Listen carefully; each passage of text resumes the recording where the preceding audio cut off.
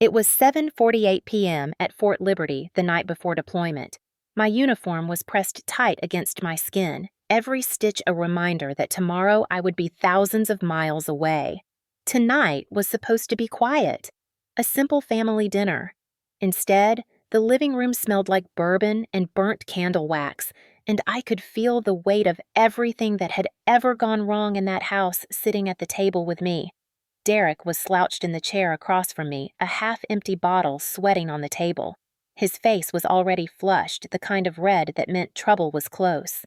Vivian sat next to him, her back straight, pearl earrings gleaming like tiny warning signs. Major Hale stood near the mantel, quiet hands behind his back, wearing that fixed officer expression that said everything and nothing at once. He wasn't family. He was my commanding officer. He was supposed to stand for order. His presence was supposed to make me feel safe. It didn't. Derek leaned forward, the corners of his mouth curling in a grin that was never kind. "You really think a uniform makes you somebody?" His words slid across the room like oil on water. My hands tightened on the tablecloth. I told myself to stay calm. Deployment was less than 12 hours away. I didn't need a fight. I didn't need to give him the satisfaction. Vivian crossed her legs and smirked, eyes steady on me the same way she used to when I was a kid, when she made me feel like an intruder in my own home. I had spent years learning how to sit still under her gaze. Tonight, it felt like sitting under a knife. "You always act like you're better than everyone," Derek said, pushing his chair back with a sharp scrape on the hardwood floor. "All because you wear that uniform." His voice was loud now, and the room was shrinking around me. Major Hale didn't move. He sipped his drink slowly as if this wasn't happening. I stood up. My heart was steady, trained to hold the line. "I don't have time for this. I wanted to walk away. I should have." But then he took a step closer. I saw it before I fully understood it. The flash of silver in his hand. The soft sound of metal leaving leather. For a second, everything slowed. The room dimmed. My ears filled with a deep, heavy pulse. The blade caught the low light from the lamp. He whispered something under his breath, but I only heard the sound of my own breathing. Then it happened. A sharp, brutal impact tore through my lower back, straight through the fabric of my camouflage. Cold metal bit into warm flesh. It wasn't a clean pain. It was jagged, shocking, real. My knees buckled, and the air left my lungs like someone had punched through them. The edge of the table blurred as I grabbed it to keep myself upright. Vivian didn't scream. She didn't rush forward. She tilted her head and looked at me the way someone might look at spilled milk. "Blake," she said softly, "don't be dramatic." Those 4 words landed heavier than the blade. My stepbrother's breath smelled like whiskey as he pulled back. I felt the warm spread of blood soaking into the fabric of my uniform. This was the same uniform my father wore years before. The same uniform I had bled to earn. Major Hale saw everything. He didn't shout for help. He didn't step in. He looked at me. Just looked. Then he lifted his glass again. The sound of the ice clinking against the glass was louder than any scream. My hand found the small emergency button on my wrist. Years of training had taught me how to stay conscious through pain. The signal went out to the MPs before my legs gave in. I fell sideways, the room spinning, my vision narrowing into a tunnel of sharp light and muffled voices. Derek's face hovered above mine, smug and detached, like this was all a game he had already won. The sirens came fast. The flash of red and blue washed through the window, scattering across the floor, catching on the blood smeared into the lines of my uniform. I tasted metal at the back of my throat. I heard boots outside, the sound of a door kicked open, but in that moment, none of it mattered. All I could think about was the silence, the way they had all watched, the way no one had stopped him. Lying on that cold hardwood floor, staring at the ceiling, I thought about how silence can be louder than screams. It can bury you if you let it. The medics' voices blurred. Someone pressed gauze against my back. Someone asked me to stay awake. The last thing I saw before the stretcher lifted me was Major Hale's face. Calm, still, unmoving. In that silence, something shifted inside me. It wasn't fear. It was clarity. They watched me bleed. I would make sure the world saw it too. What would you do if the people who were supposed to protect you just watched I was 14 when the house I grew up in stopped feeling like a home? My father had died at Camp Pendleton while serving, and within months, Vivian moved in with her son Derek. She called it a new beginning, but for me, it was the start of being erased one small piece at a time. The walls still smelled like my father's aftershave, but their laughter filled the rooms as if he had never existed. Derek walked through the hallway like it belonged to him. Vivian changed the curtains, repainted the kitchen, rearranged the furniture. I remember touching the old oak table where my father and I used to eat breakfast and realizing it had been pushed against the wall like it no longer mattered. They said it was temporary. It wasn't. Every Thanksgiving and Christmas after that turned into a quiet reminder that I didn't belong. Vivian cooked for Derek, set the nice plates, polished the silverware. I got a folding chair at the end of the table. Derek would take a bite of turkey and smirk. He liked to say things that cut in ways no one could prove. "Soldier wannabe," he whispered one year when I mentioned wanting to enlist like my father. I stared at my plate and forced myself not to cry. That was the thing about growing up in a house like that. You learned to swallow everything. Vivian had a way of turning her indifference into a weapon. She never shouted. She didn't need to. She'd tilt her head and say family comes first, but not you. It wasn't loud. It was surgical. My room became smaller each year, not in size, but in what I was allowed to keep. My father's medals disappeared from the living room wall. His photo on the mantel vanished one day, and when I asked about it, she said, "You should learn to let go." Derek grew taller, louder, meaner. I learned how to make myself smaller, quieter, invisible. When kids at school talked about their families gathering for the holidays, I learned to nod like I understood. In my house, Christmas morning was watching Vivian hand Derek a stack of wrapped boxes, while mine sat at the end, one small gift wrapped in plain paper. She didn't need to say anything. I understood the order of things. I started running at night. At first, it was to get away from the noise, but then it became the only time I could breathe. The steady rhythm of my feet on the pavement was the only sound that belonged to me. I'd imagine my father running beside me, telling me to keep my chin up, to keep moving. Those runs made me believe that one day I'd be strong enough to leave that house behind. The first time I said out loud that I wanted to join the army, Vivian laughed. Not loud, just that soft, condescending kind of laugh that cuts more than shouting ever could. "You," she said, sipping her coffee. Derek leaned against the doorway and grinned. "Soldier wannabe." He dragged out the words like they were a joke meant to echo in the walls. I looked at their faces and saw no trace of my father anywhere. At school, I started visiting the JROTC office just to be around people who talked about duty and service like it meant something. It felt like walking into a different world. I learned how to stand straight. I learned how to salute.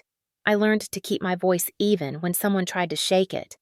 Those lessons didn't come from home. They came from the idea of what my father stood for. Back at the house, nothing changed. Vivian made sure I felt like a guest in my own life. She and Derek sat together at the dinner table laughing about their day. I sat alone pretending not to notice when Derek nudged her and whispered things about me. I kept my face still. That's what she wanted. No reaction. She liked to see how far the silence could push me. The last Thanksgiving, before I turned 18, Vivian carved the turkey and handed Derek the biggest piece. She didn't look at me. She didn't have to. Derek lifted his glass of cider and smirked. "Here's to the soldier wannabe." The room tilted a little. I remember holding my fork tighter and feeling something harden inside me. It wasn't anger. It was something colder. A quiet promise that I wouldn't let their silence define me forever. After dinner, I went to my father's old study. Most of his things were gone, but one small photograph was still tucked behind a book on the shelf. Him in uniform, smiling. I pressed my thumb against the edge of the photo and whispered, "I'll make you proud." It wasn't a loud declaration. It didn't need to be. It was the kind of promise that lived in your bones. From that day, every cruel word, every silent dinner, every holiday that pushed me further into the corner built a wall inside me. They thought silence was power. But silence can also become steel if you hold it long enough. By the time I signed my enlistment papers, I didn't need their approval. I just needed a way out. Years later, standing in uniform, I would still hear Derek's laugh echoing at the edges of my mind, that same grin that told me I'd never be enough. But I had already decided long ago. I wouldn't spend my life asking them to see me. I'd make sure they would have no choice. That seed was planted at that dinner table years ago. It had been watered with every quiet cruelty, every dismissal, every whispered insult. And on the night before deployment, when the knife cut through my uniform, that seed finally bloomed into something sharper than their silence. The night before deployment never felt real until I walked into that house. The air inside was heavy warm from the old chandelier that cast everything in a soft yellow haze. The table was already set. Glasses of wine glimmered under the light like something out of a perfect family photo. But this wasn't a family. This was a battlefield dressed in linen. I had tried to avoid this dinner. I didn't want to see Derek. I didn't want to sit across from Vivian pretending she was a mother.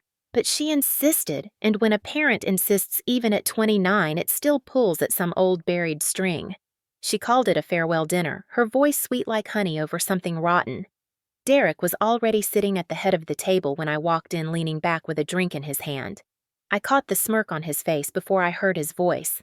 He had always been good at making me feel unwelcome without even trying. He wore a pressed shirt like it mattered, like this was a real occasion for him. Vivian came out of the kitchen in her cream blouse, her lipstick too bright against her pale skin. She greeted me like she was hosting a holiday event, like we hadn't spent years pretending the other didn't exist. "Blake, you made it," she said, as if it had been my idea to come. I forced a small nod and sat at the far end of the table, exactly where I'd sat during every holiday since I was 14. Far enough to be forgotten, but close enough to hear every word. Then came Major Hale. He wasn't supposed to be there.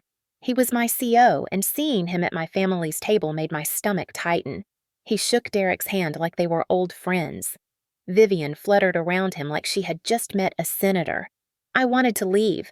I wanted to stand up and walk right out the door, but deployment was tomorrow, and walking out now would only feed the story Vivian liked to tell about me, the difficult one, the ungrateful one. So I sat there, hands folded, shoulders back the way I'd been trained to carry myself. The smell of roast and cheap red wine filled the room.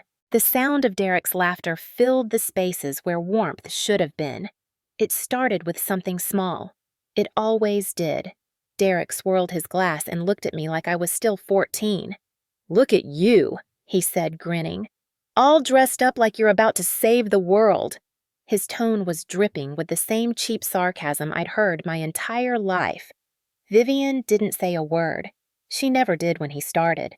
Her silence was the permission he needed. Major Hale stood near the doorway listening but saying nothing, his posture stiff but distant. I gave him a polite smile the kind soldiers give when they're trying not to break discipline. "It's not a costume, Derek," I said quietly. He laughed loud, throwing his head back. Sure. Acting tough in uniform. You've always loved pretending." The words hit harder than they should have. They were the same ones he had used when I was a teenager standing in front of my father's photo. Vivian let out a small exhale, the kind of half-laugh, half-sigh that wasn't meant to defend me. It was meant to tell me to stay quiet. The room shrank around me. The yellow light turned sharp at the edges. My uniform felt heavier on my shoulders. I glanced at Major Hale, hoping for something to shift in his stance, a sign that this was more than background noise to him. But his eyes were steady and unreadable, the kind of look officers give when they've already decided to stay out of it. Derek leaned forward, lowering his voice just enough so only the three of us at the table could hear. "You know what I love. The way you think putting on that uniform erases what you really are. A kid who doesn't belong." He tapped the table with his index finger, slow, deliberate. "Family doesn't change just because you wear a badge." He said, "Family like a knife." Vivian reached for her wine, her diamond ring catching the light. She didn't tell him to stop. She didn't tell him he was wrong. She tilted her head and said softly, "Derek, not tonight." The same empty script. No weight. No meaning. I knew that tone. It was the same tone she had used when he spilled gravy on my blouse at 16. When he laughed at my father's medals. When he called me soldier wannabe. I straightened my back. The uniform had always been my armor, but sitting there, it felt like nothing more than fabric. The walls in that house had a way of stripping everything away, pulling me back to the girl I used to be. The girl who learned that silence was safer than speaking. I hated that feeling. The conversation moved like a slow poison.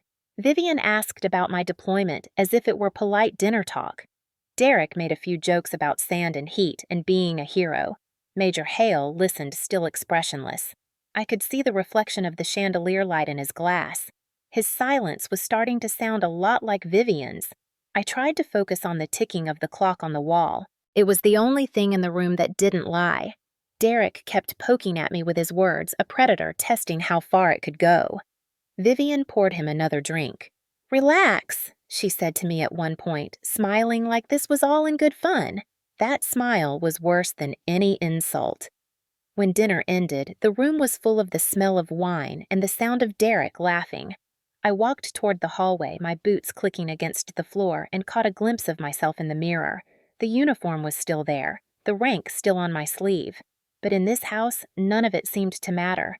Their silence swallowed everything.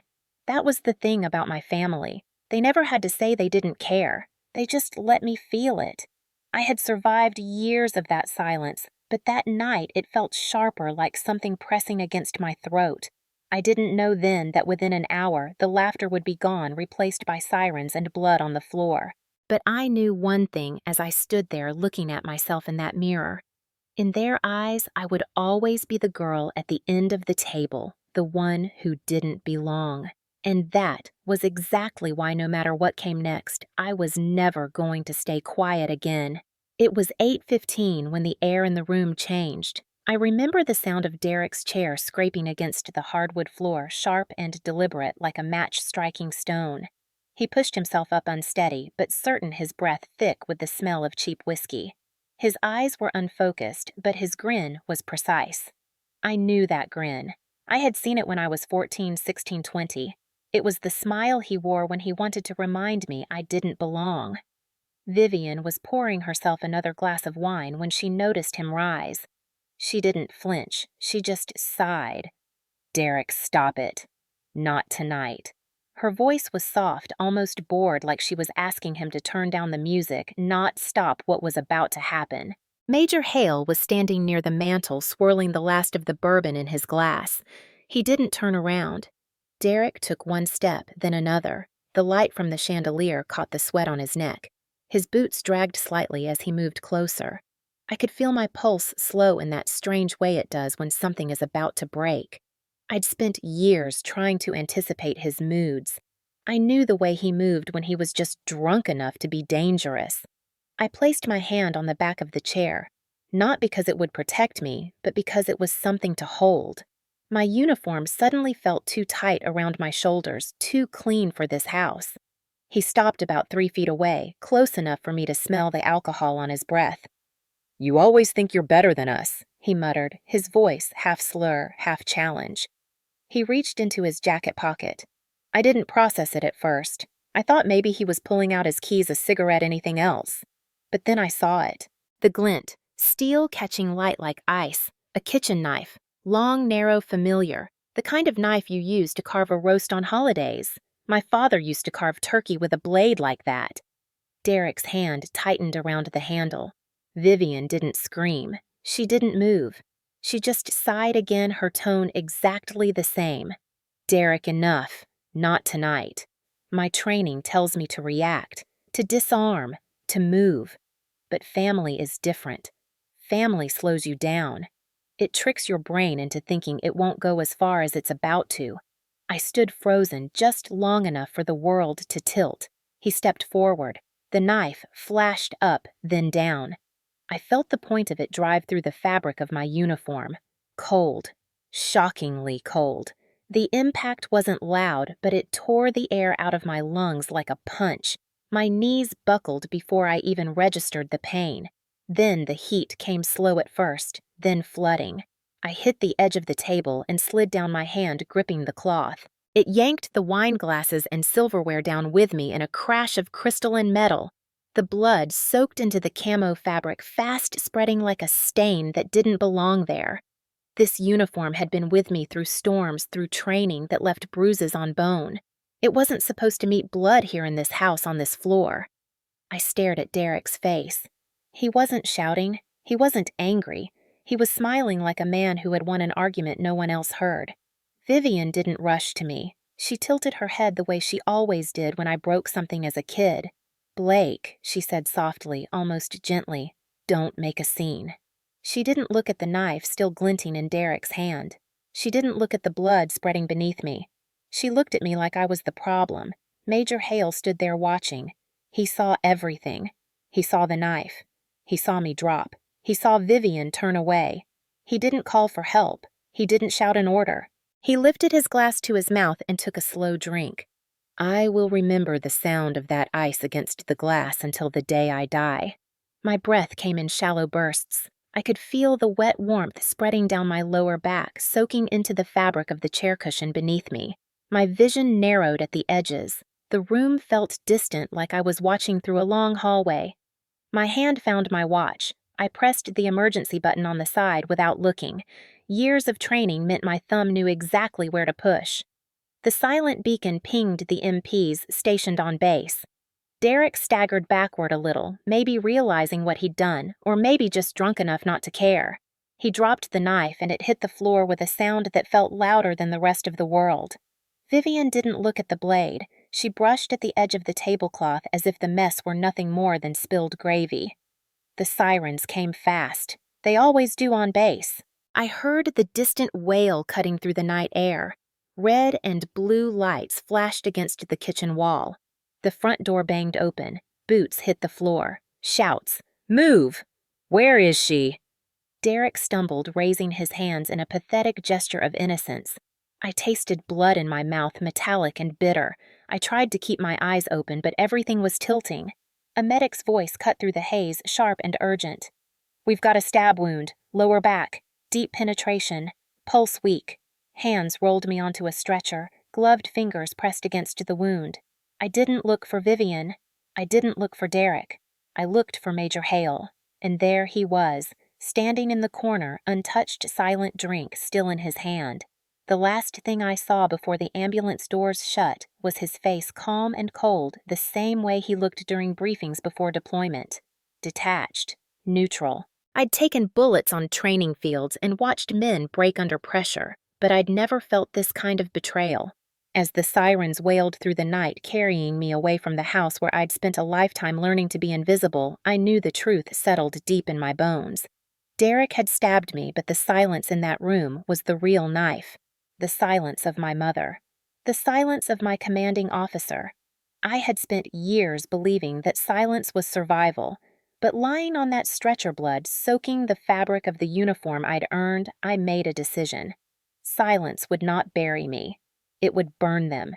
Every single one of them. The first thing I remember after the sirens was the ceiling light above me, sharp and white, too clean for the kind of night I'd just had. The hospital at Fort Liberty smelled like antiseptic and burned coffee.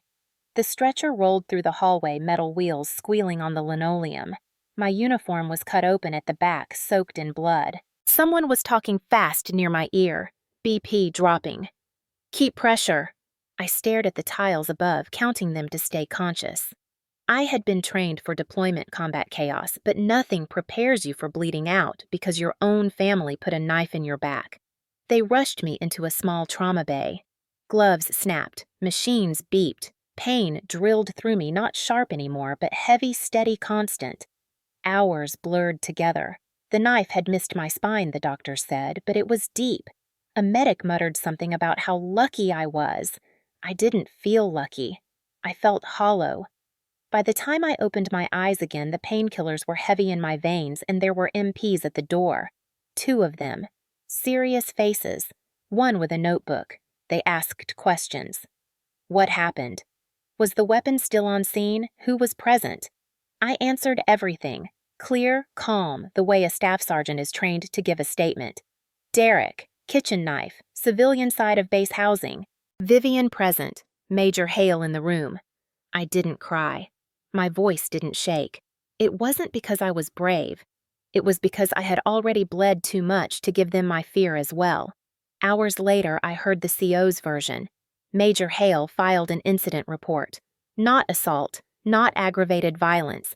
A domestic misunderstanding, he called it. I stared at the MP officer when he told me those words, trying to make sense of them. Misunderstanding. My uniform was sliced open. There was a 6-inch wound in my lower back. Blood had soaked through the floor of that house. But to him, it was nothing but a messy family dinner gone wrong. My CO, the man who stood 10 feet away when I fell, had wrapped the whole thing in neat language to protect the unit's image on the eve of deployment. Vivian denied everything. She told them Derek hadn't meant to hurt me. She said it was an accident, a drunken slip. She said I had exaggerated, that I'd always had a way of making things bigger than they are. Derek told MPs it was a misunderstanding, that he'd bumped into me, that the knife wasn't meant to touch me. He said I overreacted. He said my training made me dramatic. Words twisted like a blade in their own way. I thought the MPs would see through it, but the more they spoke, the more I realized no one wanted this to turn into a real case. Deployment was less than 24 hours away. Command wanted a clean board. No scandal. No headlines about a soldier stabbed in her own home by family. They didn't want an investigation to slow things down. I could feel it in their careful words. We'll need to verify. This will go through the right channels. It's complicated timing. Lying in that hospital bed with the bandages tied around my waist and the smell of disinfectant pressing against my nose, the betrayal sank deeper than the knife had. It wasn't just Derek. It wasn't just Vivian. It was the silence of the people in uniform, the ones who were supposed to have my back. They looked away because the mission mattered more than the soldier bleeding on the floor. I stared at the ceiling while the base chaplain walked by outside my door. I had seen soldiers shipped out with broken marriages, with bruised faces, with quiet stories everyone ignored. It was always the same. Silence protects the wrong people. I felt like I was being erased from my own story again, the same way Vivian had erased my father's face from our home. Only this time, it wasn't just family. It was the army, too. A nurse came in to check my vitals. Her hands were gentle. She called me Sergeant Everhart, like the rank still meant something. I nodded, but inside I felt that rank cracking. The knife hurt. The silence hurt worse. When the MPs came back hours later, they told me Derek wasn't in custody. He had been questioned and released. Vivian had driven him home. I stared at them and asked if they were serious. One of them shifted awkwardly. "It's complicated," he said again. Complicated. That word echoed in my head like a bad joke. A man stabbed a soldier in uniform, and it was complicated. My commanding officer stood there and watched, and it was complicated. My family dismissed it as nothing, and the institution I served shrugged because tomorrow I was supposed to deploy, and they didn't want the paperwork. As the painkillers dulled the sharp edges, the anger settled into something colder. I thought of all the times I had stood in formation believing in words like duty, honor, loyalty. I thought of my father and the way he used to polish his boots at night, the way he believed the uniform meant something. My blood didn't matter. The mission did. That was the truth bleeding out in the quiet hum of that hospital room. I closed my eyes and saw the moment again. Derek stepping forward, Vivian's bored voice, Hale lifting his glass. And I realized that what cut me wasn't just the knife. It was the certainty that they would all walk away like it never happened. An officer from JAG visited briefly, more out of formality than conviction. She spoke carefully, as if weighing every word. "You have the right to make a formal complaint," she said, but her tone told me everything. It would be slow, messy. Maybe nothing would happen before I deployed. I would be the problem soldier, the one who made noise. I thought about staying quiet. I had done it before. I had let Vivian and Derek shrink my voice into corners of old rooms, but this wasn't a Thanksgiving dinner anymore. This was my life, my blood. And if they wanted silence, they were going to regret underestimating me. That night, lying under the pale hospital lights, I made myself remember everything. Every word Derek said. Every breath Vivian took. Every second Hale stared and did nothing. I memorized the smell of the house, the sound of the knife hitting the floor, the color of the light on the wall. Not because I wanted to relive it, because I would need it. They wanted a misunderstanding. I would give them evidence. They wanted silence. I would build something louder than they could bury. It wouldn't be fast. It wouldn't be clean. But I had survived silence before. This time, I would weaponize it. Somewhere down the hall, a transport convoy alert blared over the base speaker. Soldiers preparing to deploy. Life moving forward. I lay there staring at the ceiling and let the fury harden into something sharp. They had looked away, but I was still here, and I would not be quiet again. I refused to be a file note or a quiet statistic. When they tried to fold the night into a neat phrase domestic misunderstanding, I felt a resolve harden that was nothing like the anger I had felt on the hospital floor. That resolve brought me to a small locked office in the CID wing where Sergeant Maria Torres sat behind a battered desk with a coffee stain and a look that said she had seen too many things people wished would disappear. Maria was direct. She told me silence protects the wrong people, and then explained without drama how to turn silence into evidence rather than allowing it to bury me. We began by building documents that could not be erased. Medical reports, MP logs timestamped SOS data from my watch, and original notes from the medics who cut my uniform at the scene. Her instruction was surgical. She taught me to ask for official copies and to back them up off base in encrypted files so no one could misplace a page when convenient. We took the SOS ping seriously. That tiny button on my wrist recorded a time and a location, and Maria knew how to pull the base logs that would show when the alert hit security and how long any response took. Those seconds were important, she said. They would show hesitation, and hesitation on the eve of deployment was the kind of detail a cover story could not swallow. Next, we cataloged witness statements, neighbors' maintenance staff, a trainee who reported hearing glass break. The testimonies were small fragments, but together they mapped a timeline that matched mine. Finding witnesses required tact. Many feared being labeled troublemakers or feared informal retaliation, so Maria handled the conversations with the steady confidence of someone for whom confidentiality was a reflex. She had contacts who could expedite requests for camera footage from a neighbor's doorbell and could pull basegate logs without creating ripples that tip off the unit we were investigating. I recorded conversations with Vivian slow and deliberate the first time, feeling invasive but necessary. In one call, she used the phrase, making things bigger than they are, with the same dismissive cadence she had used for years. A recorded phrase, Maria explained, can be a small thing that placed against a medical report, and a timestamp becomes an undeniable pattern of minimization and intent. We copied MP interview transcripts and compared language choices looking for softness phrases that softened responsibility and allowed the incident to be reframed as a family spat rather than an assault on a soldier in uniform. Captain Elena Marks from JAG became my pragmatic advisor on admissibility, what evidence would hold up in a hearing, what needed chain of custody, and what informants required protection. Her guidance made me cautious but thorough. We did not need melodrama, we needed documentation, and Captain Marks taught me that the law responds to clear chronological fact more reliably than to outrage. I kept a private ledger where I transcribed memories, Derek's jabs, Vivian's habitual minimizations moments when Major Hale looked away. Writing them down made the pattern visible in a way that memory alone could not. The ledger was methodical, not a rant, a chronology of slights that tied into the night I had been stabbed, and it began to look less like personal grievance and more like corroborating context. Maria emphasized redundancy. For every file we stored on base copies, we made a secure version off base and shared it with an attorney outside the system so that if someone tried to bury a record, another copy would surface. We pulled financial snippets too. Living arrangements and property records showed who controlled resources, and that helped explain motives that might otherwise be dismissed as domestic drama. Every small detail mattered: the brand of the knife, the shopping bags Derek had brought that day, the timing of phone calls into the house. When collected, these details formed an architecture of truth.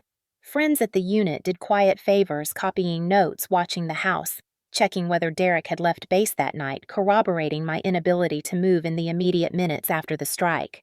It was not glamorous work. It was patient, bureaucratic, almost surgical in the way it stripped away excuses and left naked facts that could be checked and rechecked.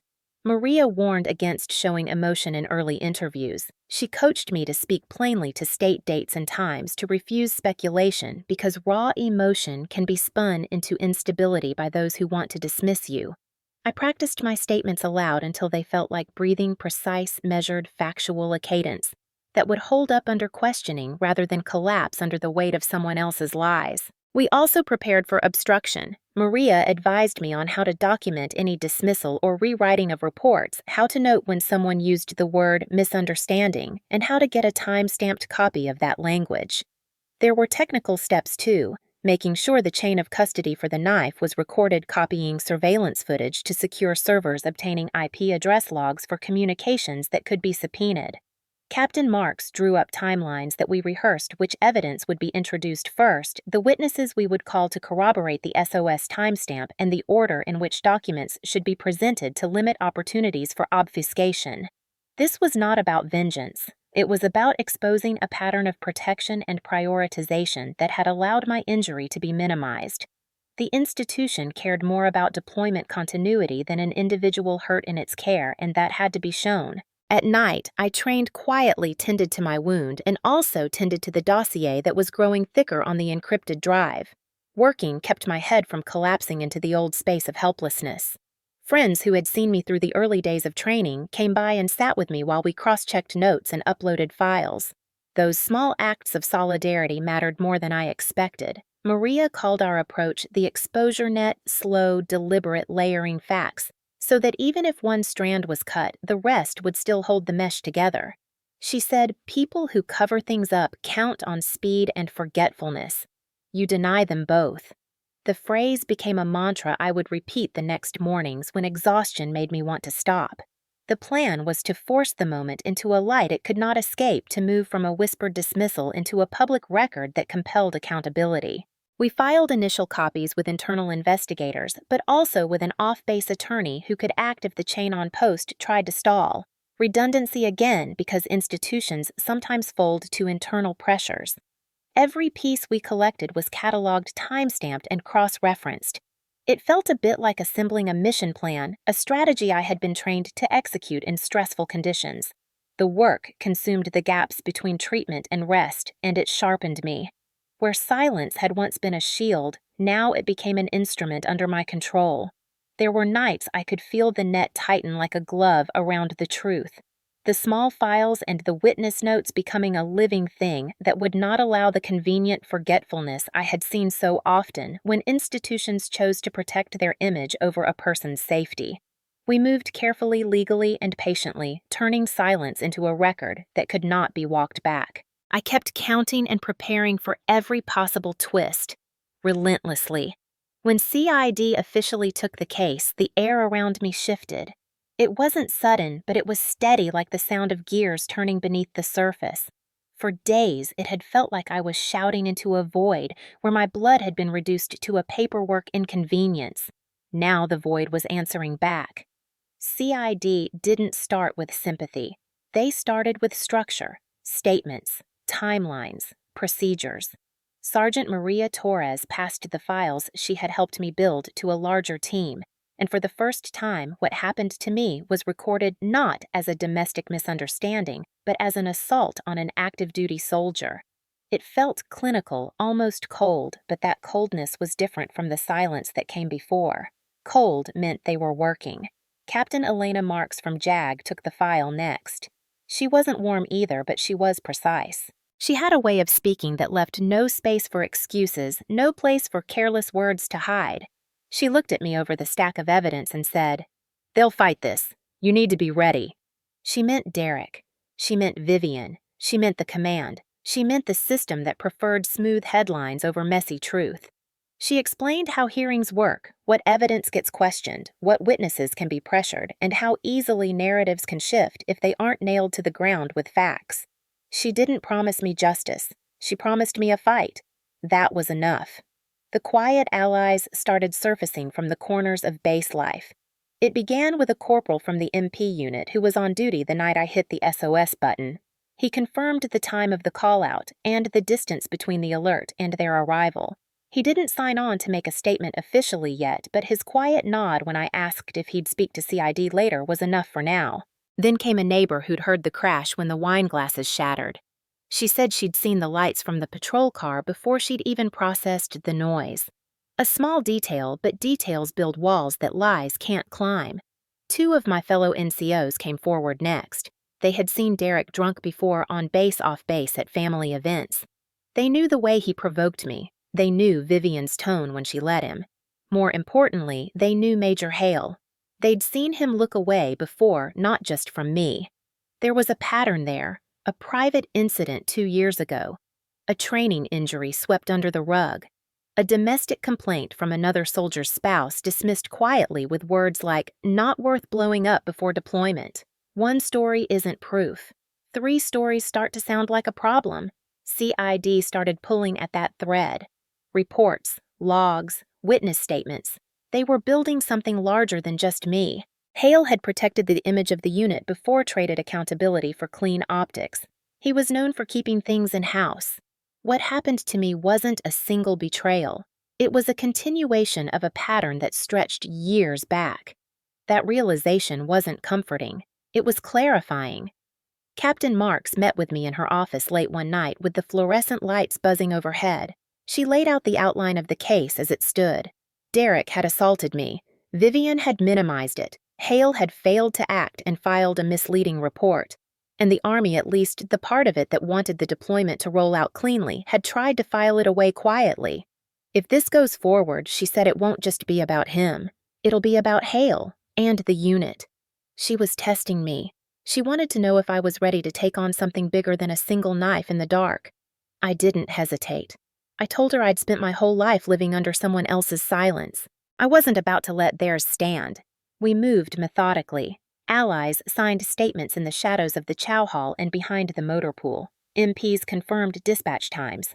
Hospital staff verified injury reports and chain of custody for the knife. A tech sergeant from communications pulled the SOS log from the server, not the summary, the raw file with every second accounted for. We layered it all into the case like bricks. No screaming, no spectacle. Just record after record after record. One night, I found myself back in the barracks rec room after curfew staring at the photo of my father that I kept in my duffel. He had been stationed at Camp Pendleton when he died. He used to say the Army wasn't perfect, but it had rules that if followed could protect the good. I wasn't naive anymore. I knew the rules could be bent, twisted, buried, but I also knew they could be used like a blade if you learned to hold them right. The next morning, Maria handed me a list. These were names she'd pulled people Hale had silenced before. Most wouldn't come forward. Some were already out of the service, but the pattern was documented. Enough of a foundation to make the story about more than me. Hale didn't confront me directly, but the air shifted. People avoided eye contact in the hallway. Conversations died when I entered a room. It didn't scare me. It confirmed that the system had started to feel me pushing back. They were used to soldiers going quiet when told to. I didn't. And that alone made them uncomfortable. I decided then that my weapon wouldn't be rage. It would be precision. The strength wasn't in shouting about what happened. The strength was in building a case so airtight that silence wouldn't save anyone this time. Every evening I sat with Maria and Marks to go over strategy. We practiced testimony. We organized files into chronological exhibits. We highlighted every time Hale used the word misunderstanding in his reports. We collected the subtle changes in language between his first statement and his second. The quiet inconsistencies were going to be our sharpest knives. The more evidence we gathered, the less alone I felt. Not because everyone suddenly cared. Many still didn't. But now, the weight wasn't just on my shoulders. It was distributed across signatures, voices, testimonies, data. That's the thing about building a case the right way. It stops being just your story. It becomes something the system itself has to face. In the silence of those long nights between folders and sworn statements, I realized what was happening. The same machine that had once been willing to erase me was now being forced to turn inward and see itself. I didn't raise my voice. I didn't beg anyone to believe me. I simply built the truth where they couldn't dismantle it. They thought silence was their shield.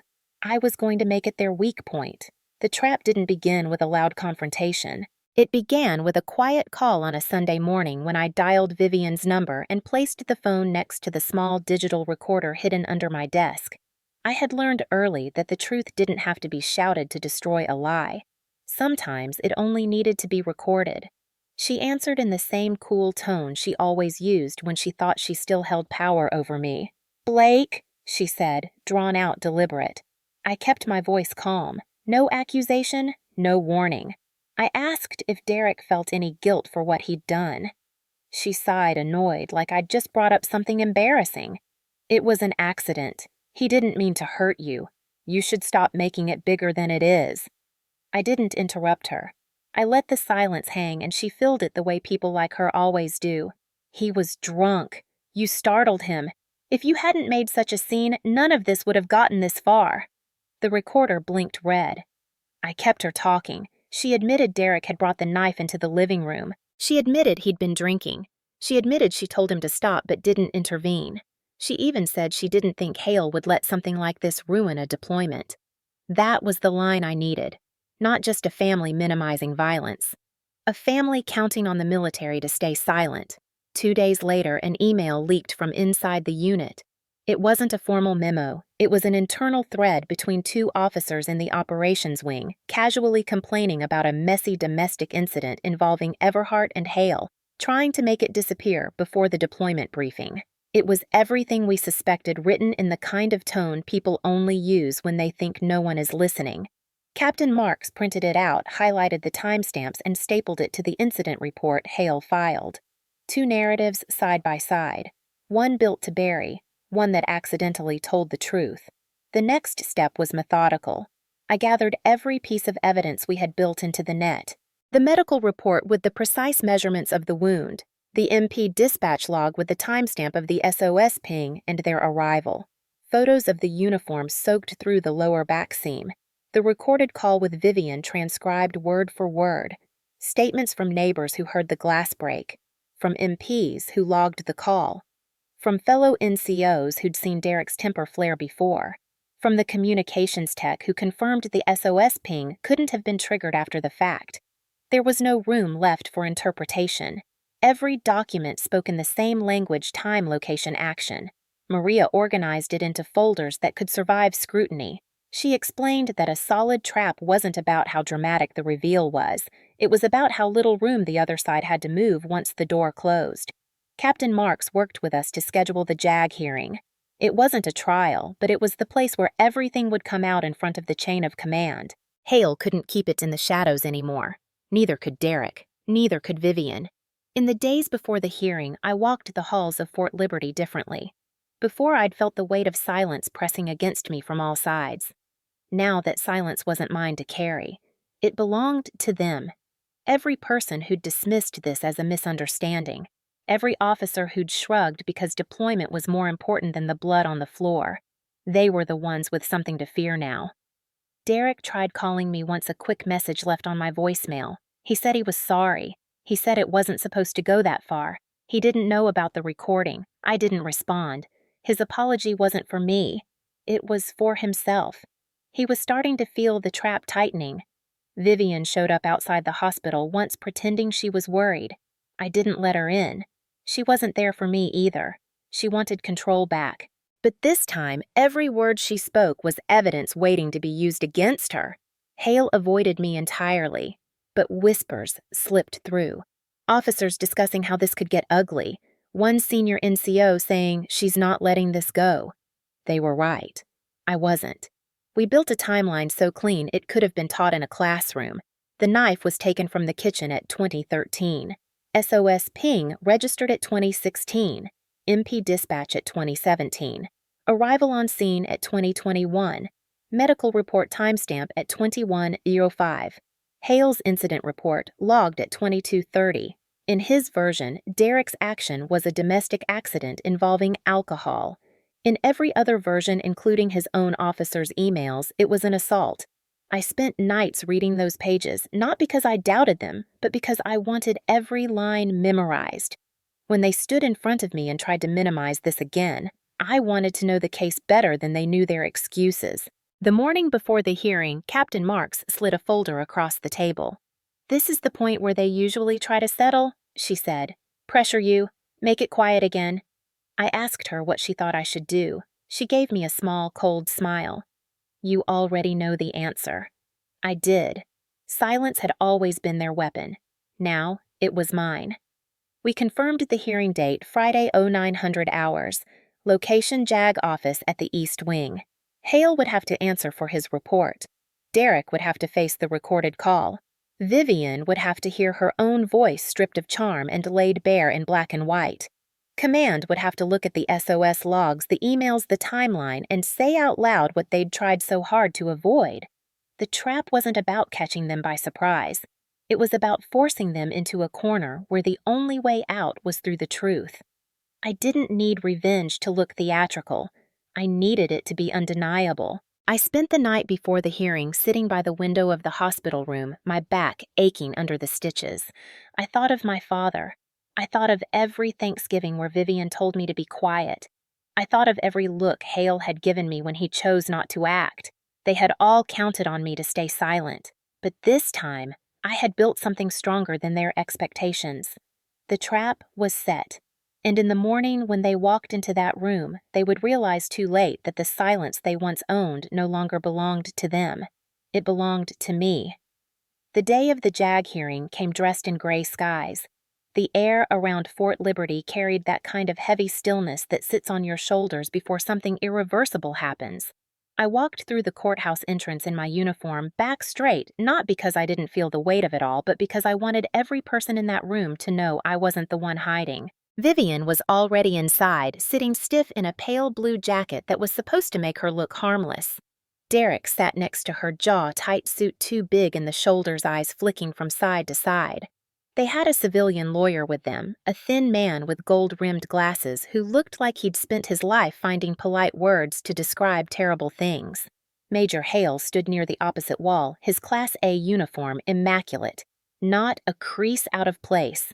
He didn't look at me when I entered.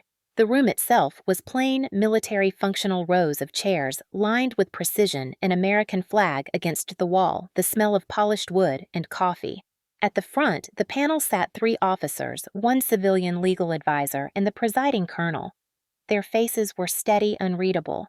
But their presence made something clear. This wasn't just another internal formality. This was public. This was on record. I sat next to Captain Marks. She didn't offer comforting words. She didn't need to.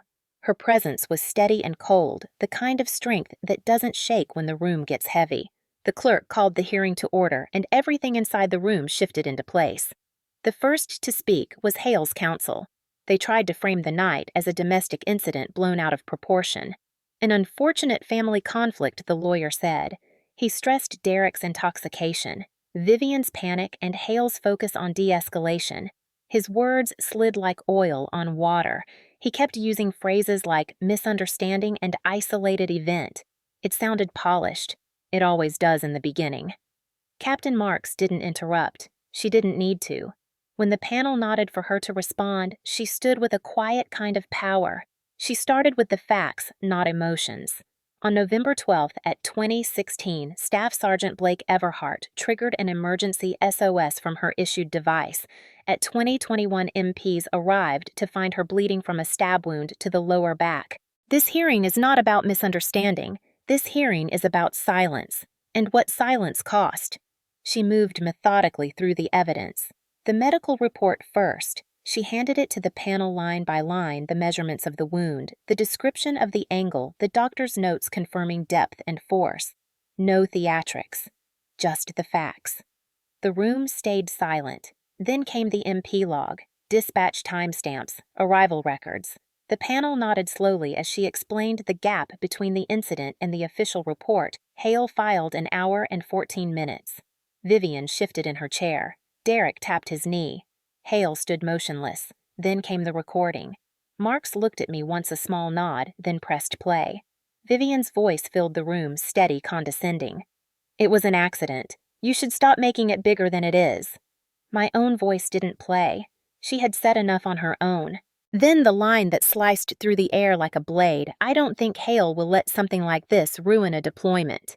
You could feel the sound drop from the room like someone had pulled the oxygen out.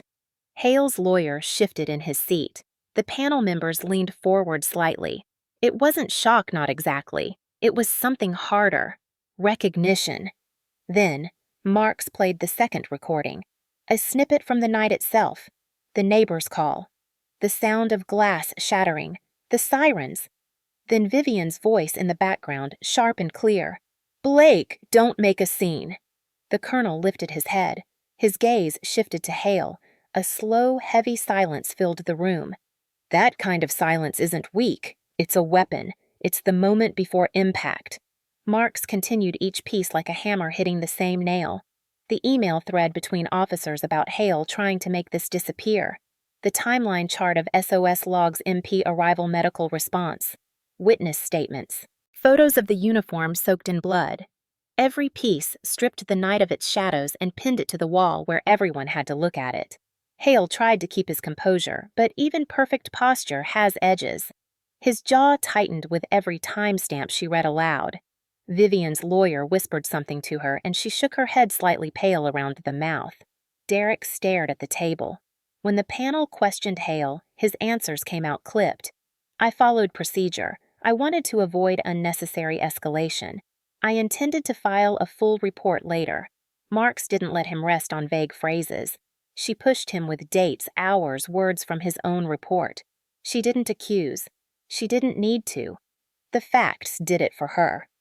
One of the panel officers asked him directly, Major Hale, "Were you present when the assault occurred?" He answered, "Yes.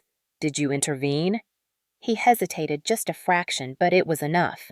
"No." The colonel leaned back, fingers steepled. Why Hale opened his mouth, but before he could answer, Marks raised the email printout. Because he believed she said evenly that silence would protect the unit. The weight of it landed like a physical thing. Then it was Derek's turn. His lawyer spoke first soft and rehearsed. "My client is deeply remorseful." He painted Derek as drunk, confused, regretful. He used words like accident lapse and judgment family tension. Marks didn't flinch. She replayed the portion of Vivian's recorded call where she admitted Derek brought the knife into the living room. Then she displayed a still photo from the MP body cam showing the blade on the floor. Then she read Derek's own words from his interview. "I didn't mean to stab her. I just snapped." The panel's reaction was quiet but sharp. One of the officers wrote something on her pad and didn't look up again. The neighbor testified next. A quiet woman in her 50s who lived down the street. She described the sound of the crash, the sirens, the red lights flashing through her window. She said she saw Derek outside, talking to MPs, not handcuffed, holding a drink. Her voice didn't shake. An MP testified about the SOS ping. "It wasn't accidental," he said. "Those devices are designed to prevent accidental triggers." She knew what she was doing. She hit it fast. And then the medic described finding me on the floor, bleeding through my uniform. The panel didn't look away. No one shifted this time. By the time Marks closed, she didn't need to build an argument. She simply laid out what they had seen. A soldier was stabbed. A commanding officer witnessed it and did nothing. The family minimized it. The unit tried to hide it. And yet the record speaks louder than their silence ever could. The colonel called for a recess. When they returned, his voice was measured. "Effective immediately, this panel recommends a formal investigation into Major Richard Hale for dereliction of duty, filing a false report, and obstruction of proper process." His words were crisp, like each syllable cut through the air. Hale didn't move, but his hands clenched just enough for me to notice. Then he turned to Derek. "And based on the evidence presented, this panel refers charges of aggravated assault with a deadly weapon to the appropriate civilian and military authorities." Derek's lawyer whispered frantically, but the words didn't matter. The decision had been made. Vivian looked at me across the room. Her face was a mask, tight cold, stretched too thin to hide the crack running through it. She'd spent years convincing herself her silence was power. Now it was proof. The hearing ended without applause, without loud words. Just the sound of chairs scraping back and boots walking out. But the quiet after was different from the silence that had followed the attack. This wasn't a silence that buried things. This was a silence that came after something had been dragged into the light. As I walked out into the damp air, the first drops of rain started to fall on the pavement. People were talking in low voices around me, officers and civilians whispering, because they all understood something had shifted. Hale's face would be in an official investigation. Derek would face charges. Vivian's words were on record, and I was no longer just the soldier who bled on the floor that night. I stopped at the steps of the courthouse watching the gray sky stretch wide. I didn't smile. Justice doesn't feel like victory. It feels like breathing for the first time after being underwater too long. I heard Maria's voice behind me, low but steady. "You did it." I didn't say anything. I didn't need to. The truth had already spoken louder than I ever could. They watched me bleed. Now the world watched them. It happened 3 weeks after the hearing on a late afternoon when the hospital lawn smelled faintly of cut grass and rain. I had just finished physical therapy, my lower back still sore beneath the bandages. I stepped outside the entrance of the military hospital, ready to walk the short path toward the parking lot. That was when I saw her. Vivian stood by the concrete planter near the steps, clutching a pale gray purse with both hands.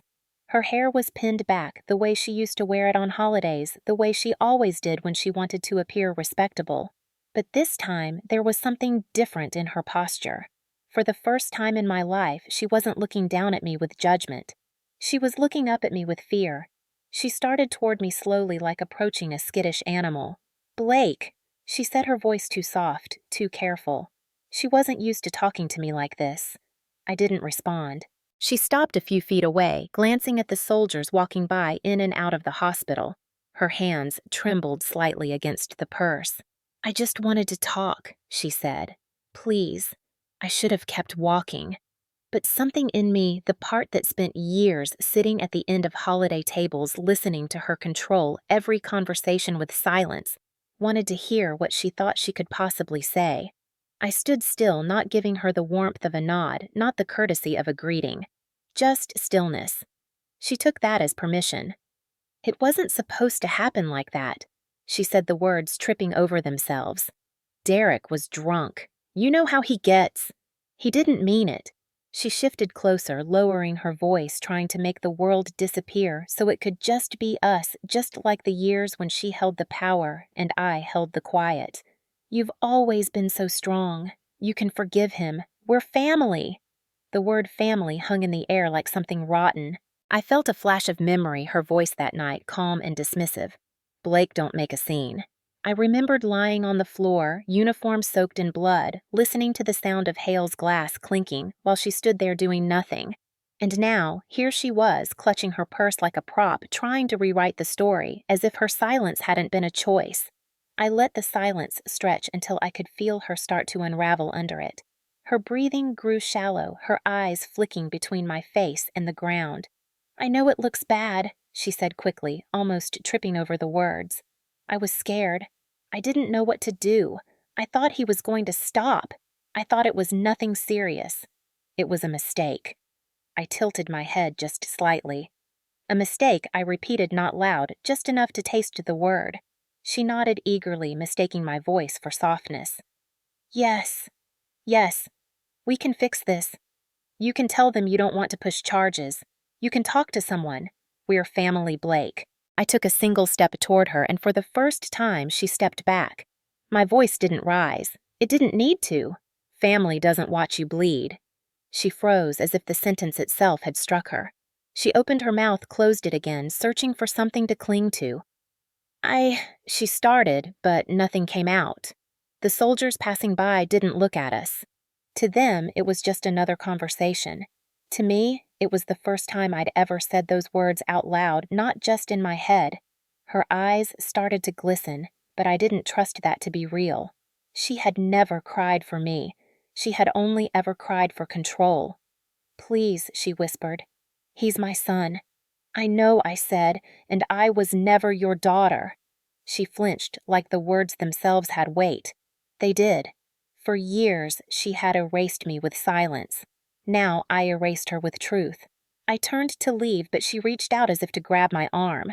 The second her hand moved, I looked at her sharp and cold, and she stopped midair. She pulled her hand back to her chest like it had burned her. "Blake," she said again. "Desperate now, don't do this to us." I met her eyes one last time. "I'm not doing anything to you," I said. "I'm just done letting you do it to me." She didn't follow me as I walked away. She just stood there, a woman who had built her power on silence, watching it collapse around her. 2 days later, I received a letter through my JAG contact. It was from Hale. Not handwritten. Typed. Signed by his lawyer. He didn't ask to meet me. He didn't say sorry in person. He wrote that he regretted the unfortunate series of events and that his failure to act was not intended to cause harm. It was the kind of apology that isn't really an apology at all. It was designed to keep him at arm's length while pretending he cared. Captain Marks slid the letter across the desk during our follow-up meeting. "Do you want to respond?" she asked. I didn't even touch it. "No." She nodded. She didn't need an explanation. Hale wanted to clean his record quietly. Vivian wanted forgiveness to make her feel like a mother again. Derek wanted to sleep at night without the weight of a sentence. None of them wanted me. They wanted the silence back. But silence didn't belong to them anymore.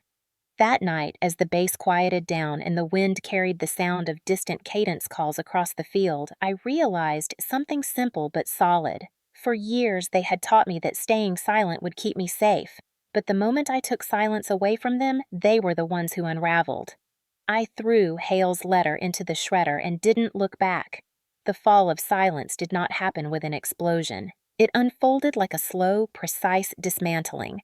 It began in a civilian courtroom in Cumberland County where Derek Cole stood before the judge in a dark suit that couldn't hide the fact that he was just a man who had stabbed his stepsister in her uniform on the eve of her deployment. The court wasn't crowded, but the air was tight, full of the quiet weight of consequence. The district attorney laid out the evidence in a way that mirrored the trap we had set: the medical reports, the MP records, the recordings, the timeline. There were no loopholes left. No sympathetic smiles from Vivian, no cover from Hale, just the cold light of law. Derek's lawyer tried one last plea, describing it as a family altercation gone too far, a tragic accident fueled by alcohol and bad judgment. But the judge didn't blink. In North Carolina, felony assault with a deadly weapon is not softened by family ties. It is written into law with sharp edges for a reason. The sentence came down hard. 8 years. No suspended sentence. No soft landing. 8 years to remember the moment he decided to hold a knife instead of his tongue. He flinched when the cuffs locked around his wrists. He didn't look at me when they let him out. I didn't need him to. Vivian wasn't in court that day. She had other problems. My father's estate, which she had quietly managed since his death, was no longer shielded by the silence she used to control everything. Her years of quiet manipulations had unraveled during discovery. She had lost the right to access the joint accounts tied to my father's benefits, and the family trust shifted fully under oversight. She had built her power on a house of silence, and now every document she'd once used to keep me small had been dragged into the light. She wasn't charged with a crime, but she lost something she valued more than any courtroom win: control. Major Richard Hale didn't escape either. The military investigation that followed the JAG hearing was relentless. There's a particular tone the Army uses when it investigates one of its own. It isn't loud, it's exact. Hale was found to have knowingly misrepresented an incident, failed to intervene during an act of violence, and submitted a misleading report with the intent of burying the case. He wasn't arrested, but his career fractured in slow, visible ways. He was removed from his command, stripped of his billet, and reassigned to administrative duty at another post far away from Fort Liberty. There would be no command track left for him. His record would carry a permanent black mark. The story spread through the unit like smoke. Not through gossip or dramatic retellings, but through brief mentions in the chow line, quiet nods in the motor pool, murmurs in the barracks. Soldiers talk, and when they do, the truth travels fast. Everyone knew that a staff sergeant had been stabbed by her stepbrother the night before deployment. Everyone knew that the CO had stood there and done nothing. Everyone knew that silence had tried to bury it and failed. One night, weeks after the sentencing, I walked through the company area and overheard two junior soldiers talking. One of them whispered, "That's her." Not with pity, not with ridicule, with something else. Respect. Not the loud kind, the kind that comes when someone survives the kind of betrayal people don't talk about and still stands upright in uniform. CID had turned my case into a formal example for the incoming leadership training. Not because of who I was, because of what it exposed. They stripped names out of the PowerPoint, but everyone on post knew. It was about Fort Liberty, about that night, about how silence isn't protection. It's a liability. For the first time in my life, my story wasn't a wound whispered in the dark. It was a line in a briefing room, a reminder. Vivian tried to call me twice after the sentencing. I didn't answer either time. Her silence had taught me something she never intended. When people show you what your life is worth to them, believe them.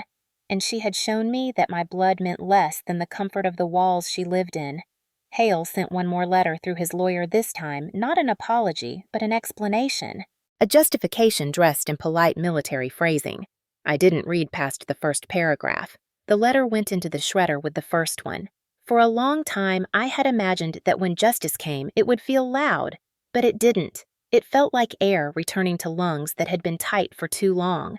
I didn't need to scream. I didn't need to make speeches.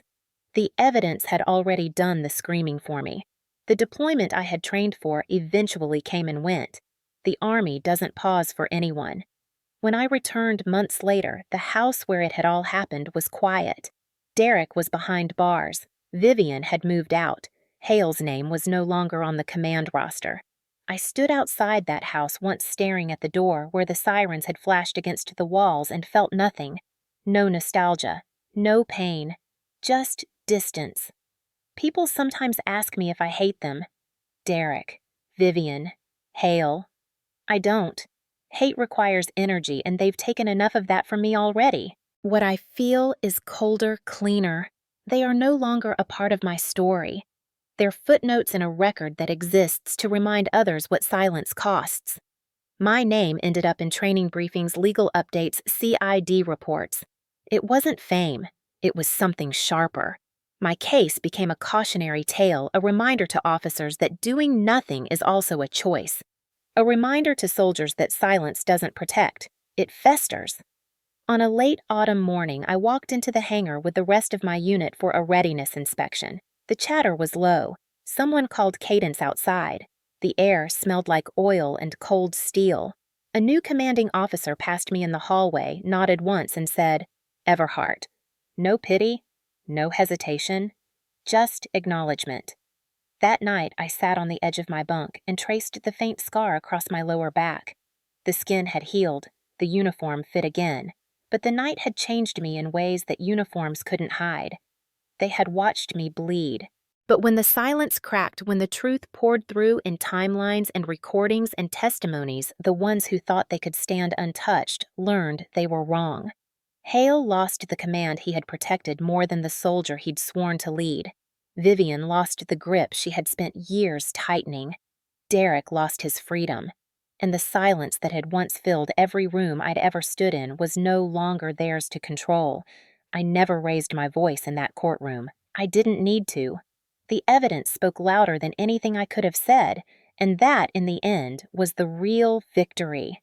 1 year after the night that changed everything, I sat by the riverbank of Cape Fear River, the late afternoon light spilling gold across the water. The air was still and cool, and for the first time in a long time, my chest didn't carry the weight of waiting for something to break. I leaned back on the bench, my hands resting against my thighs, and listened to the sound of the water slipping past the stones. This place had always been close to base, but I'd never really seen it before. Back then, I was always moving too fast, carrying too much, trying to make myself small. Now, the quiet didn't feel dangerous anymore. It felt earned. The nightmares had stopped months ago. At first, they came in flashes. Derek's grin, Vivian's voice, Hale's silence. But time has a way of dulling even the sharpest edges when the truth has already done its work. I didn't wake up in a panic anymore. I didn't reach for the SOS button out of habit. I woke up steady, I walked without looking over my shoulder. That was its own kind of freedom. My days had changed too. When I wasn't in uniform, I spent part of each week volunteering as a peer counselor at the base's domestic violence support program. I didn't tell my story right away. I listened. I heard quiet voices that shook when they spoke for the first time. I heard the language of silence, hesitation, shame, fear, and I recognized it because I had lived inside it. One night, a young corporal whispered, "No one will believe me," and I heard myself a year earlier lying on the floor with blood soaking my uniform, while the people who should have cared said nothing. I told her the truth. Silence protects the wrong people. It always has. Word of my case had moved far beyond Fort Liberty. It was referenced in legal briefings, unit leadership training, even civilian-military cooperation workshops. Not because I had done anything extraordinary, because it exposed what silence costs, and because it proved that when you refuse to let silence have the last word, even a system built to protect itself can be forced to look. The water shimmered brighter as the sun dipped lower. I traced the faint scar through the fabric of my uniform shirt, a reminder of the night they thought they'd break me with their indifference. But scars aren't only reminders of pain. Sometimes they're proof you didn't disappear. Vivian lived states away now. I hadn't heard from her since the day outside the hospital. Derek was serving his sentence. Hale was still wearing a uniform, but far from command, his career permanently marked by the night he did nothing. They had all learned that silence isn't protection. It's evidence waiting to be used. I didn't celebrate their downfall. It wasn't about them anymore. It was about the quiet I carried now, the kind that isn't forced, the kind that comes after a storm, the kind that belongs to me. The river caught the last rays of light and turned them into a ribbon of gold. I thought of the girl I had been at 14 sitting at the end of the dinner table. I thought of the woman on the floor pressing the SOS button with blood soaking through her uniform. And I thought of the soldier I was now breathing freely by a riverbank with no one's hand around my voice. They thought silence would bury me, I whispered to the wind. I turned it into the loudest thing they ever heard. The sun dipped below the tree line. My phone buzzed with a message from Maria asking if I'd be at the next training session for incoming volunteers. I typed back yes without hesitation, because this story didn't end with me. It never does. Someone else out there was standing on the edge of their own silence, waiting for proof that it can be broken. I stood up, brushed off my hands, and looked back at the water one last time. Someone out there needs to hear this. Silence isn't loyalty. If this moved, you share it.